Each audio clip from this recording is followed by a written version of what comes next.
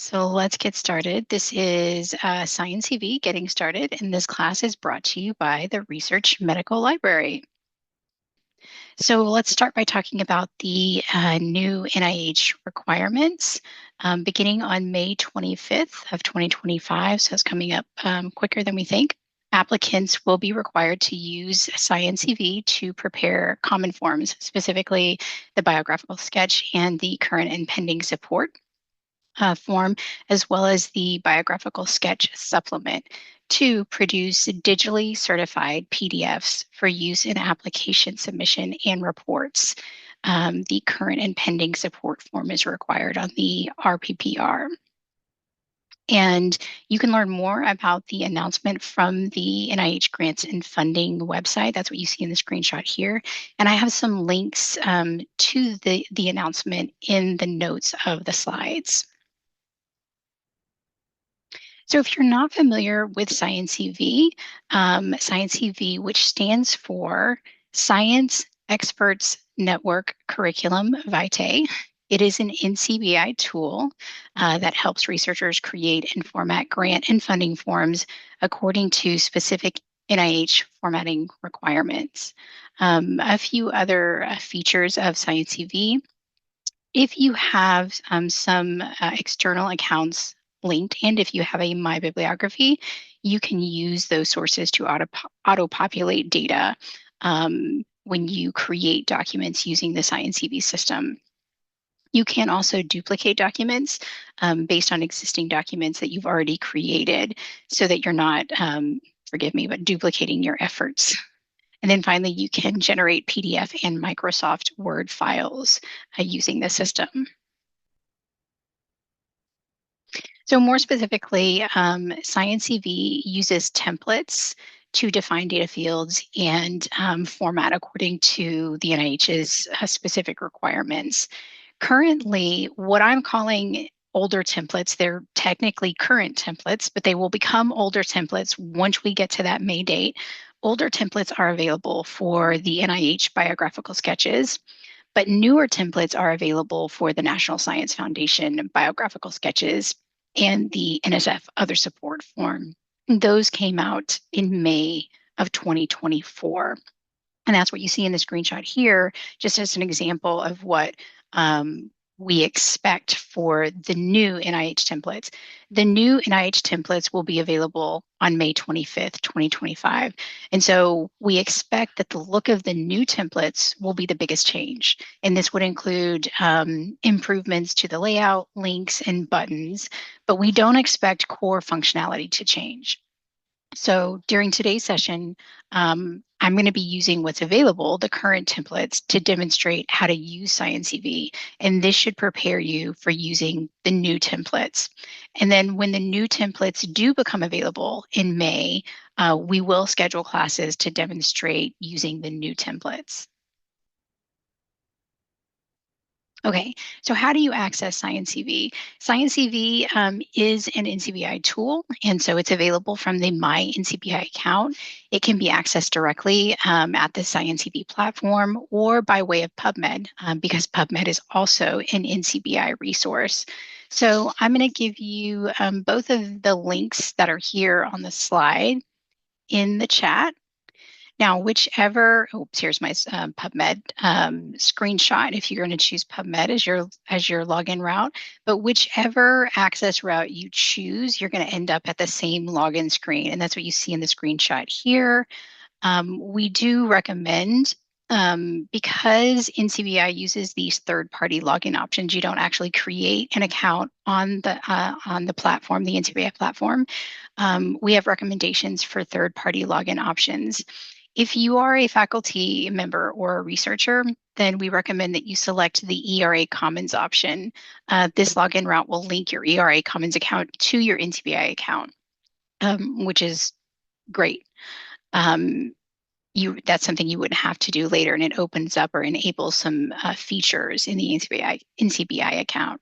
Now, if you're someone who supports a faculty member or a researcher and you do not have your own ERA Commons account, then what we recommend is you use more login options and then search for and select MD Anderson because we are a third-party login option.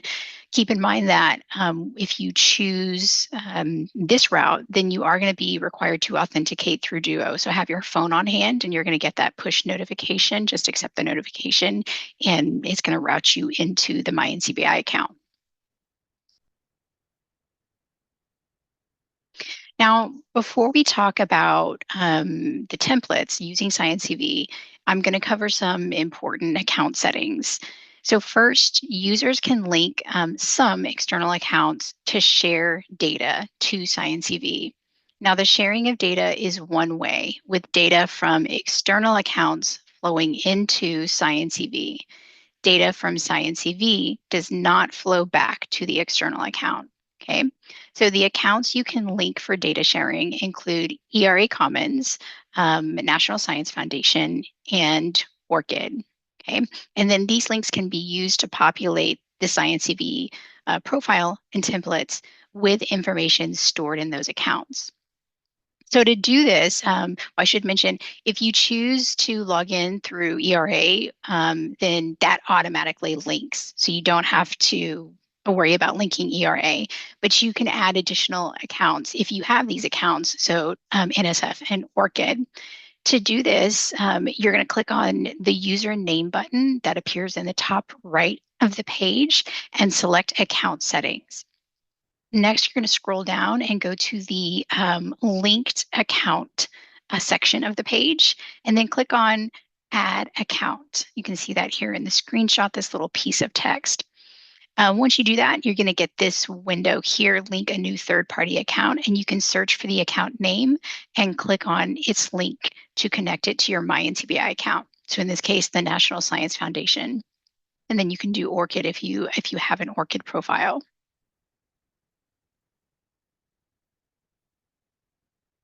Now, the next account setting is delegates, can be very important because many of you are managing or helping to manage the funding forms of your faculty members and researchers. So researchers can grant others, i.e. delegates, access to their SciENcv to help manage those documents. So same thing, you're going to click on the username button and select account settings. This time you're going to go to the delegates section of the page and then click on the add delegate link, which you see here in the screenshot. You're going to be prompted to enter the delegate's email address and then click on the save button. And what that's going to do is generate and send an email to the delegate. And then on the intended delegate, and then on the intended delegate's end, you need to confirm that invitation to manage the SciENcv. So delegates also have to sign into their NCBI account. You need to do this before you reply, or not reply, but before you confirm the invitation. So once you log into your NCBI account, you're going to go to the confirmation email and click on the confirm connection button. I'm sorry, I don't have a screenshot of that, but that's what it's going to say in the email, confirm connection. You're going to click on that. And once you do that, a link to the CV for which you are a delegate will appear in your NCBI dashboard in the SciENcv. They're called portlets. I call them boxes, but that's what you see here in the screenshot. So you'll see SciENcv, and you will have the option to create your own SciENcv documents. You do not have to, but you'll see the option there.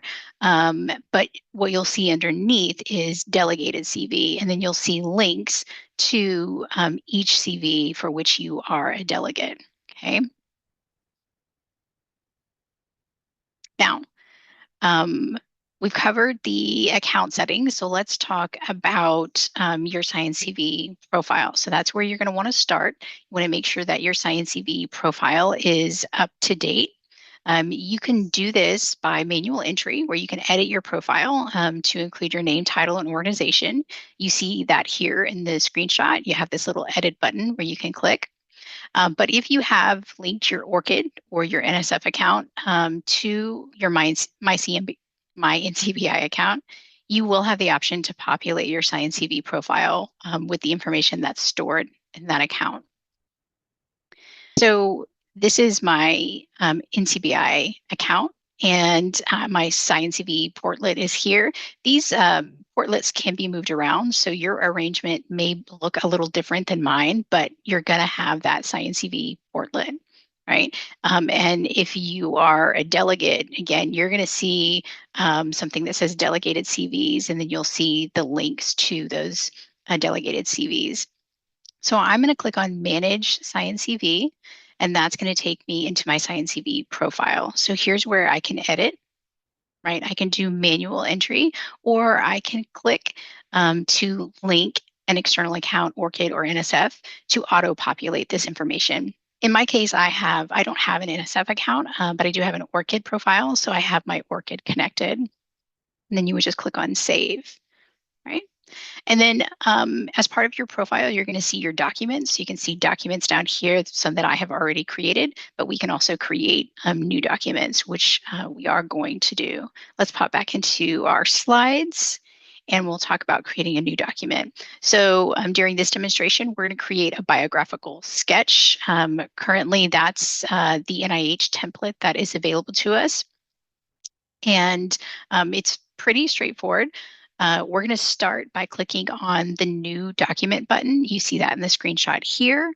Next, we're going to get a window where we are going to enter some information. First, we're going to start with a document title. Next, we're going to select the document type. In this case, we're going to choose NIH Biosketch. Now here, I want to mention that you can choose, actually, let me just take you in. It's probably, we're going to click on New Document. And what is, today's date is, it's not February anymore. It is March. Okay. And under document type. So there are two different types of NIH biosketches. You guys are probably aware, the standard biosketch and fellowship biosketch. Fellowship biosketch, I believe, is only going to be for F awards.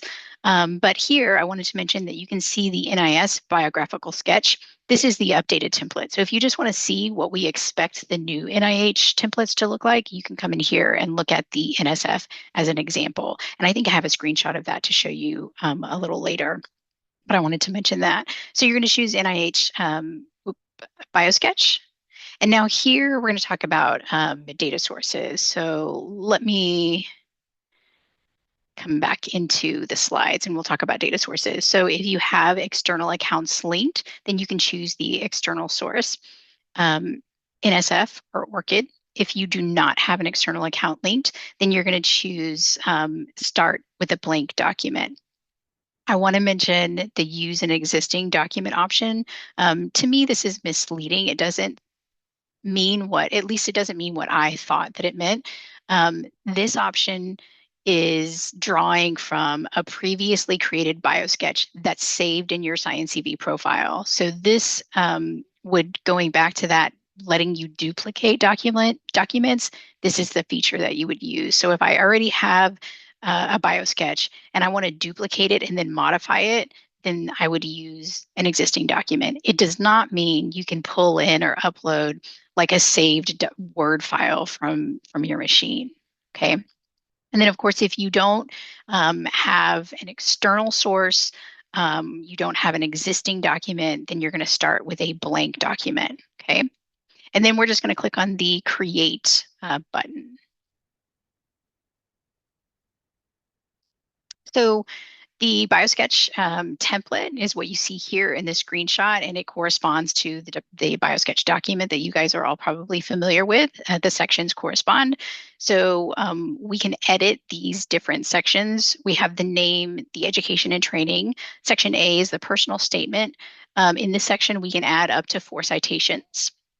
Section B, positions, scientific appointments, and honors. And then section C, which you can't quite see in the screenshot here, but contributions to science. In this section, you can add up to 5 contributions. And then for each contribution, you can add up to 4 citations. So for a total of 20 citations in this section, right? Now, adding citations, you can add from my bibliography, which is automatically integrated with SciENcv, right? Because they're both NCBI tools. But you can also add from ORCID if you have ORCID linked to your NCBI account. So we're going to start by clicking on this little piece of hyperlinked text that says select citations. And that's going to open up a feature. You see that in the screenshot here. And we're going to choose the source from which we want to add citations. So either My Bibliography or ORCID if you have that linked. So you're going to click on the tab of the source you want to add from. Then you're going to mark the citations using the little box that you want to include, and then click on Save Citations. That text changes from Select Citations to Save Citations. Okay. Excuse me. Now, alternatively, if you don't have anything in your My Bibliography and you don't have ORCID connected, you can click on Add Citations, which is here, to search and add citations directly from PubMed. So what will happen is as you search and find them, they will be added to My Bibliography, which will then make them available to be marked from the My Bibliography tab and added to your section. So I'm going to go into SciENcv and I'm going to demonstrate adding citations onto, let's do the contributions section. So let's carry on creating your document. I'm going to use ORCID and click on create. And hopefully everything will work as it should today. So here's the template. This is my test. I'm going to move down to here's personal statement where we can select citations. I'm going to move down though to contribution to science and click on edit section. So first you're going to add your contribution. So we're going to click on edit and add our contribution. And we're going to click on the check mark. Okay. And so you can see that the contribution will appear sort of as a tab here is number one. I can click on add another contribution. So I'm going to add it.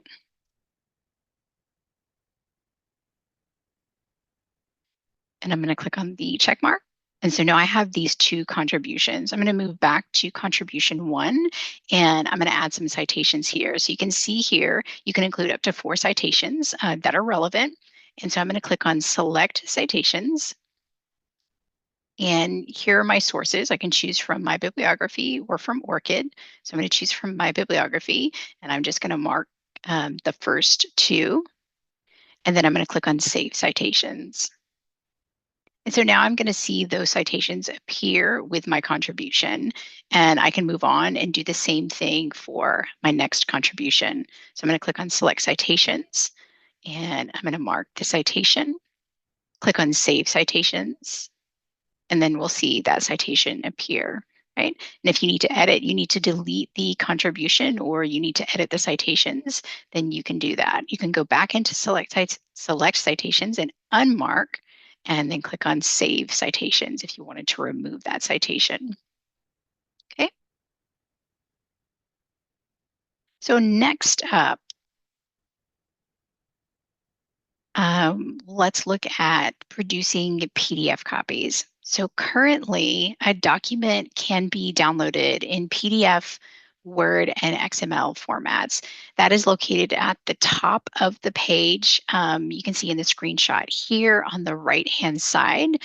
But the new requirements will call for researchers to produce what they call a digitally certified PDF for attachment to submissions. So this functionality is expected to be available with the new NIH forms or templates that are coming out in May. But I'm going to use the NSF template to show you the certification requirement and function. So let me do that. Let me pop back in here. So I'm going to go back to SciENcv, and I think I already have, yeah. I have an NSF bio sketch that I started. So this is what you can see. There's a different look and feel compared to the template, the NIH template that we were just using, right? It's a little more modern, I guess, and sophisticated. So we're going to scroll down to the bottom, and this is where we're going to see the certification. So this is what we expect to see in the new NIH templates. So when you need to get that PDF and attach it to your submission or your report, this is what we expect to see. This is where you're going to have to come. So you're going to click on download PDF, and there's going to be something about this PDF that is marked in some way where when you submit it, they will know that it's the certified version of the PDF versus the files that you can grab from the grants and funding website, which is what many of us do now. So they will be able to detect, I guess, the difference. So just be aware of that. Okay. All good questions. So that's everything. As someone else mentioned, it is pretty straightforward. It's a pretty easy tool to use. We still, again, we don't know exactly what the new NIH templates are going to look like until we get to that May date. But as I said earlier, we will schedule classes to demonstrate. We will experiment with it and play with it, try to anticipate the questions that might come when the new templates are available, and then we'll schedule classes using the new templates. But if I am going to hang out, the class is slated to 2:15, so I will hang out and answer any other questions or um, demonstrate anything else that you would like to see. Thank you so much for coming, and I hope I'll see you in an upcoming class.